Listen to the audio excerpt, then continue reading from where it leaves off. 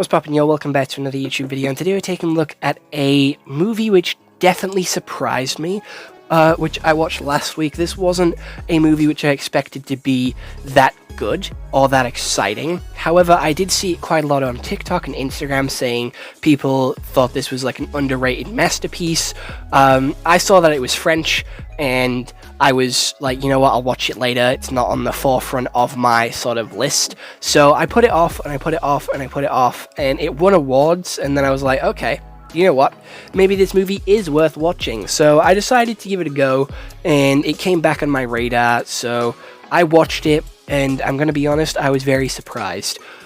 This intro kind of feels a little redundant. I did try and keep it as a little bit of a mystery, but it turns out, you know what the movie is. You clicked on this video because you knew what the movie is. It's in the title and the thumbnail. So, you know what, this title entrance to the video was here just for attention time, but you already knew what this movie was. So without any further delay, let's take a look at what Google has to say about Flow. This is a 2024 family adventure which is 1 hour and 25 minutes, and it has a 97% on Rotten Tomatoes, and 91% on Just Watch, and a 7.9 out of 10 on IMDb.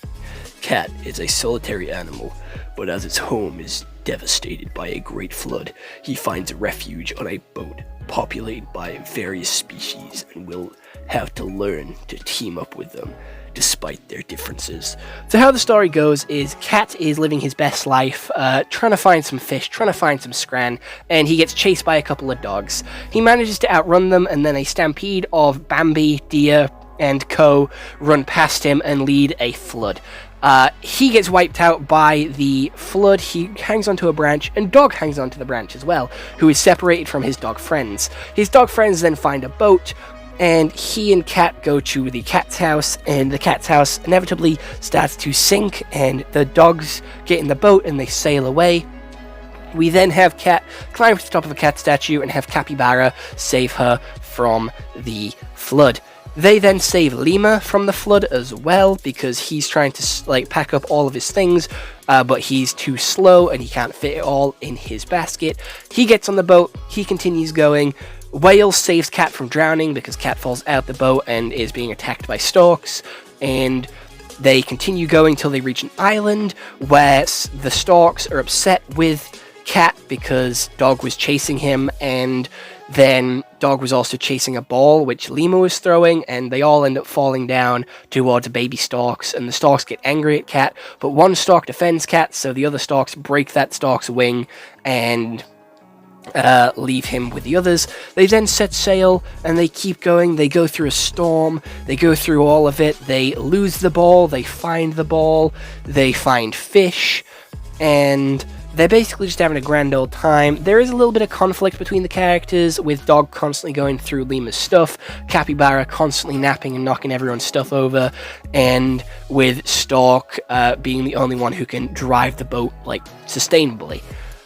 They end up going to save some other dogs because they don't want to leave them, and they save the dogs, and the dogs start causing chaos and causing destruction because they're breaking Lima's stuff and they're fighting, and Golden Retriever dog, Cat, and Lima all try and like make each other happy and try and sort of ignore the dogs. Cat then jumps out the boat to follow Stork, who flies up a mountain very much shaped like a phallic object, and they then get to the top and go through a really trippy sequence of Bird dying, and Cat is then left on his own, and Cat tries to swim to the boat but can't make it and ends up getting on the Lima's ball. The flood then disappears for whatever reason, and then Cat finds Lima, who leaves all of his stuff to be with his friends because he learned that friendship is better than anything else. And then they find Dog, and Capybara stuck in a tree in the boat, and the boat is hanging over a chasm. Cat and Lima and Dog save Capybara because the other 3 dogs run after a rabbit and, leave Capybara in the boat on his own. The cat then sees a stampede of deer, and the cat then runs away because of like trauma and fear that the water's coming back, and he ends up running into the whale, and they're all sad because the whale helped them throughout their entire journey, but they can't help the whale get to water, so they just look very sad into a puddle, We then have the end credit scene of the whale being in the water, and the water doesn't... I don't know if the water came back or not. I'm genuinely confused, but apparently the whale is like an eldritch whale, like a big eldritch whale. It is there just to help the cat along the journey. And that's the end of the story, really. Honestly, the art style is really cool. It has a good use of colors. It has a very fuzzy, furry art style to it, which I do quite like, and it's very bright and vibrant, and none of the characters actually speak throughout this series, throughout this movie, so you have to rely on their facial expressions and their body language, which is very easy to sort of do, because the cat is always sort of on edge, sort of like how they're presenting themselves. The dog is always looking for something to do, but you can always tell when a character is sad or angry with their snarls, their growls, their facial expressions, and it just is very beautiful. You can go through this entire movie and understand what's happening without a single word being spoken, and that is really hard to do with storytelling, and some people fall into the trap of, you know what, let's make them say just one thing. Let's try and get them to convey this one thing, because they have to set up a whole world, a whole universe, a whole premise, and have the watcher understand what's happening without being explained, which is really hard to do because most movies actually fall into the trap of giving you a monologue and giving you exposition through these characters talking either to themselves in the mirror, or having an inner thoughts, or having the character openly narrate the start of the story. This doesn't have that. This sets up a world where humans are gone for whatever reason we don't know, but humans have been on this planet with these buildings, these statues, these human remnants of the past, which look very broken and very dystopian, where it's a future where humans have died out and animals reign supreme. Then a giant flood comes. We don't know why this flood has come, but it has, and it randomly disappears when the ground cracks open and all the water drains into the ground.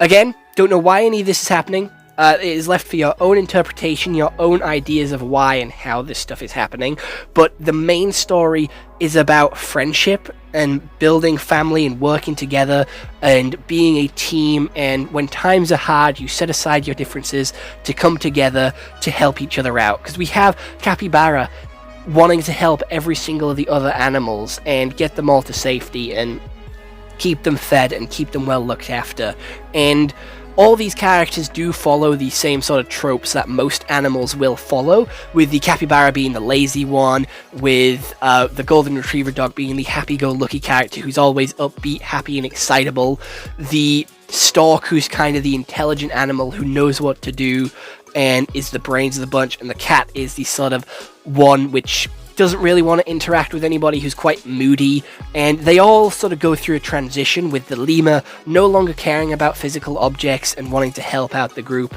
the capybara not really being as lazy and being more active in the group sort of system and helping everybody out more than what he was doing before, and the cat becoming fond of all these characters and all these creatures that he's gone on this journey with and bringing the group together.